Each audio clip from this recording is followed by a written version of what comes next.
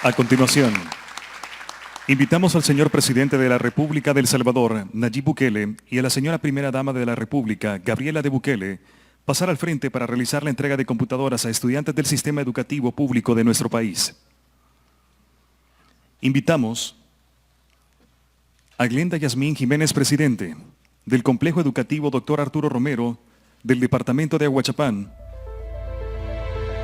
para que reciba la primera computadora en una nueva era de educación en El Salvador. Entrega la primera dama de la República, Gabriela de Bukele. Carlos Alberto Salmerón Martínez, del Complejo Educativo Barrio La Fátima, Departamento de la Unión.